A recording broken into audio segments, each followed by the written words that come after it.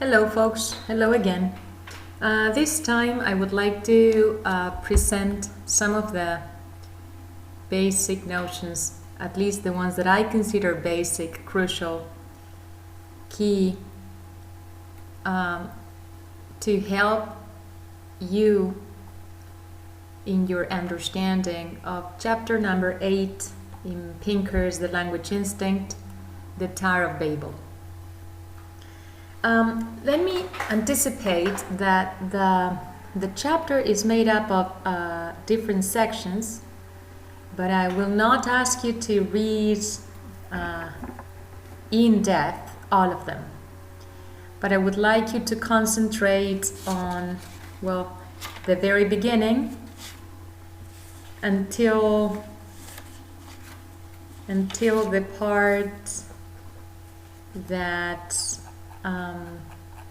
finishes, it would be page 240 in the original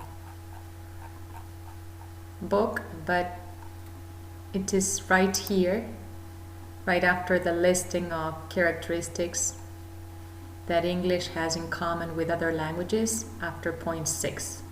So this section in particular I would like you to focus on. And then, why not read the entire chapter? I will make some comments on some, excerpts from the rest of the chapter. But the first part is the one that I would like you to really, really pay attention to. In this chapter, the author, let me get back to the chapter. The author starts by somehow admitting to what many people, including linguists, believe to be the case, which is that the languages in between 4,000 to 6,000 that there remain on the planet do look particularly impressively different from English and from one another. So this idea of their holding, universal principles across languages seems, at odds with the following facts that he starts listing. Number 1, English is an isolating language which builds sentences by rearranging immutable word-sized units like dog bites man and man bites dog. That is to say, these are, free morphemes, dog and bites and man. And these are the units that the sentences are made up, that this sentence is made up of. And the way that English has to change the representation of the situation is by, inverting the order and placing man as subject and dog as object instead of dog as subject and man as object. For English is not an inflected language that would add a suffix to the nouns to indicate which role, that of agent or patient, the noun is performing. This is something we saw when we tackled case in my other videos on Pinker too, but on the chapter called How Language Works. In contrast, other languages express who did what to whom by modifying nouns with case affixes. So this is the notion that I was telling you we have already covered. Or by modifying the verb with affixes that agree with its role players in number, gender, and person. Well, this is somehow what happens here, for we have bites, right? And bites, this particular inflectional morpheme, the S, appears because of the type of subject dog and man are a singular third person, one. So this is showing already here, modifying the verb with affixes that agree with its role players in number, gender, and person, particularly number and person in this case. But this doesn't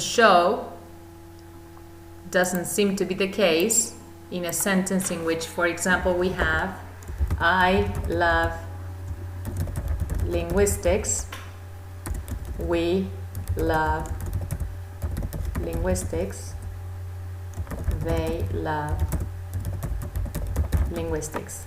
Love remains untouched in the three sentences, even when the pronouns and the person they point to has changed. Okay, number 2, English is a fixed word order language where each phrase has a fixed position. Remember that we touched on this concept too. Free word order languages allow phrase order to vary, particularly in connection to this. For the nouns and the nominals can get affixes that indicate the role that the noun performs in the sentence, so there's no point in always taking up the same position, for it is the affix that will indicate the specific function that the word performs. In a fixed word order language, the order in which the nominal or the noun appears is of the essence to indicate the function it performs. Okay, so in an extreme case like the Australian Aboriginal language word piri, words from different phrases can be scrambled together. These are the scrambling languages that he makes reference to in chapter 4. This man speared a kangaroo can be expressed as man this kangaroo speared, man kangaroo speared this, and any of the other 4 orders, all completely synonymous, simply because each of the noun phrases will take up a different affix depending on the specific function that it performs in each of the cases. The function of agent, the function of object, of recipient, so on and so forth. English is an accusative language in general terms, where the subject of an intransitive verb, like she in she ran is an intransitive verb, is treated identically to the subject of a transitive verb, as in she kissed Larry, and different from the object of a transitive verb, like her, so she is different from her in Larry kissed her. Ergative languages like Basque and many Australian languages have a different scheme for collapsing these 3 roles. The subject, the roles that appear in intransitive, here intransitive sentences with an intransitive verb, intransitive sentences because they use a transitive verb, or as for the object of a transitive sentence using a transitive verb. The subject of an intransitive verb and the object of a transitive verb, so subject of intransitive and object of transitive, are identical in these ergative languages, and the subject of the transitive is the one that behaves differently. So it is as if it were something like ran her to mean she ran. So this role of object being equated to the subject, right, in an intransitive verb. English is a subject prominent language in which all sentences must have a subject. This is connected to the pro-drop parameter that we have already discussed, so making connections here, and that we'll also see information about again in la estructura de la oración simple by Di Tullio, and of course in Cook's chapter, right? Even so, there's always a subject in a declarative sentence. We must add here we're speaking about declarative sentences, right? Even when the subject does not have referential value. This is what came up in Cook, it and there, and what I called expletive pronouns. Expletive pronouns. They're still pronouns for example, if we have to add a tag question to it is raining, we would use isn't it, right? Signifying or pointing to the fact that it is a pronoun. Or if we were to ask for the interrogative counterpart to there is a unicorn in the garden, we would say, is there a unicorn in the garden? Signaling with this arrangement that there is a pronoun, for it takes up subject position in the sentence immediately after the verb to be. So that's why we call them pronouns. Now, they are expletive. Expletive points to they are being devoid of semantic load, right? They perform a grammatical role or function, okay, but have no meaning.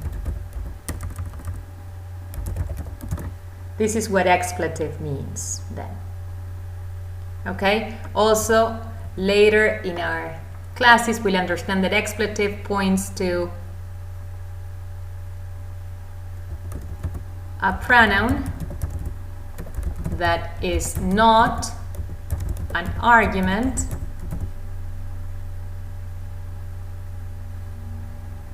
to the verb or word. Let's write the word that functions as predicator. We will again have this in mind later on in our classes, but of importance so far and in connection to what I said with respect to chapter 4 in Pinker's book is that an expletive pronoun is a pronoun that is not an argument, therefore not selected for by the word that functions as predicator in the sentence. A pronoun that is performing a grammatical role or function but has no meaning. Let me see if I've written something that makes sense. They perform a grammatical role but have no meaning. Okay. That is not an argument of, let's write of, not selected for by the word that functions as predicator. Predicator is a term that will be elucidated, that we will be making reference to later on, but for the time being we can understand that it is a semantic function performed by the predicate in a simple sentence which is not an argument, but which gives the most content to the sentence. Why gives the most content to the sentence? We can get back to the verb put, or to what we said about the verb put and to what we said about the verb give, it is the semantics that they have, the information that is part of our mental dictionary with respect to put and give, that specify the obligatoriness of certain role players associated with them, or arguments. So the predicate that functions as predicator semantic function performed by the predicate in a simple sentence, which is not an argument, but which gives the most content to the sentence. So put and give, in accordance with this definition of mine here, are the predicates that function as predicators in a simple sentence and that select for role players or arguments. Let me give you an example. So I put the watch on the bedside table. This is a simple declarative sentence. Its predicate functioning as predicator is the verb put. Why? Because put, it is not an argument. And still, but gives the most meaning to the sentence. Why the most meaning? Because it is the word that indicates the obligatoriness of, it indicates the obligatoriness of I, the watch, and the bedside table.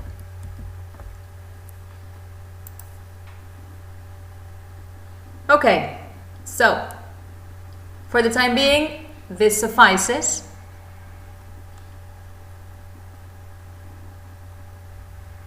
They are expletive pronouns. Why pronouns? We can prove that they're pronouns by adding a question tag to these statements, and by adding the question tag we will prove that we're using them, it and their in the tag, in as much as we use a pronoun in a question tag. Is there a unicorn? Isn't there? Okay, then expletive means that it is a pronoun devoid of semantic load. They perform a grammatical role or function but have no meaning. A pronoun that is not an argument of, therefore is not selected for by, the word that functions as predicator. They're expletive because they are not an argument of the word that functions as predicator. What is predicator? A semantic function performed by the predicate in a simple sentence, which is not an argument, but which gives the most content to the sentence. In a sentence like I put the watch on the bedside table, the predicate, the word that gives the most meaning to the sentence and is not an argument, is the verb put. Put selects for specific role players or arguments. I, the watch, and the bedside table.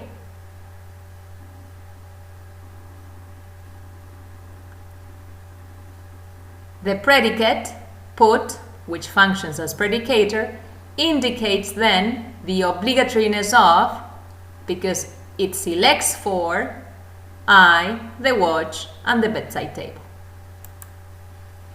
Okay.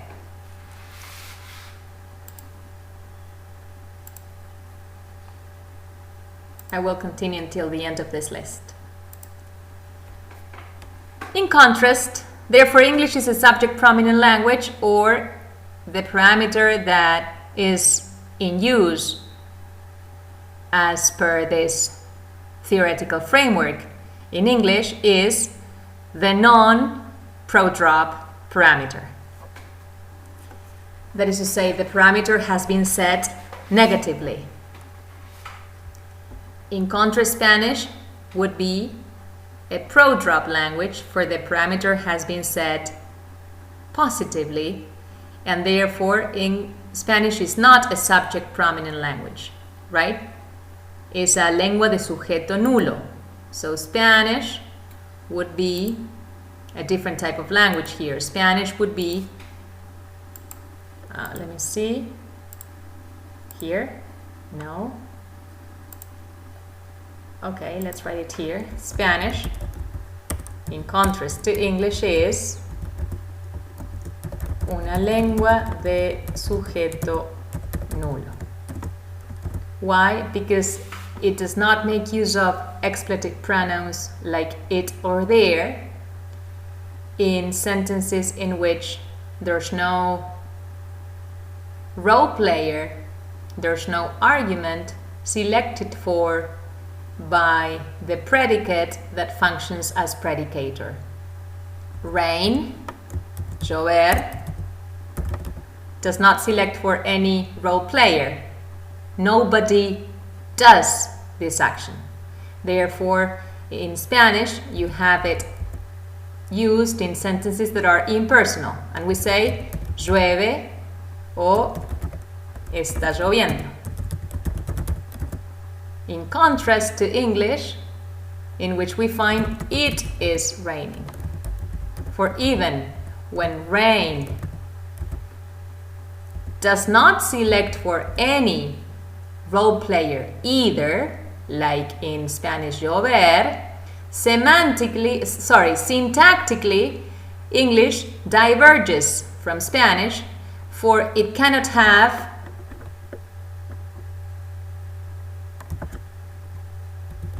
is raining without specifying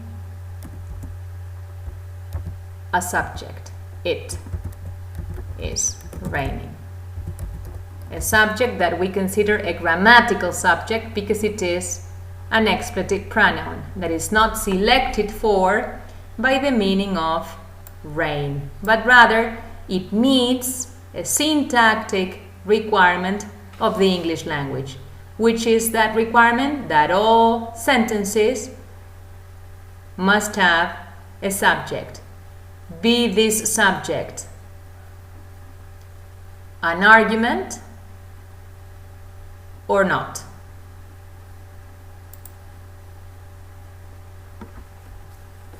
Okay, there are languages that are topic prominent, like Japanese,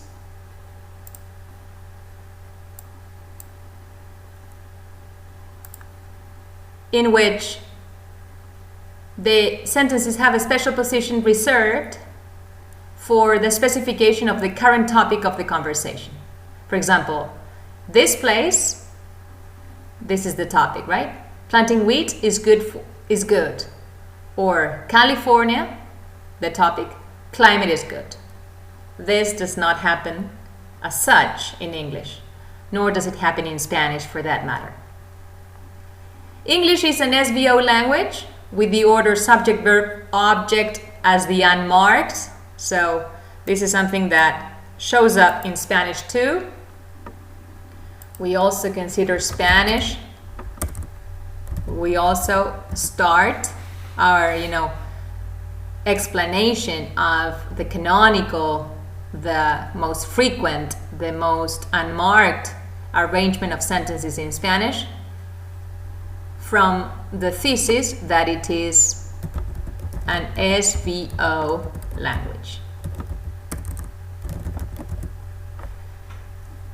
There are other languages with a different canonical or more basic arrangement, such as Japanese, which is a subject-object verb, or Irish or Gaelic being a verb subject-object. And in English, a noun can name a thing in any construction: a banana, two bananas, any banana, all the bananas.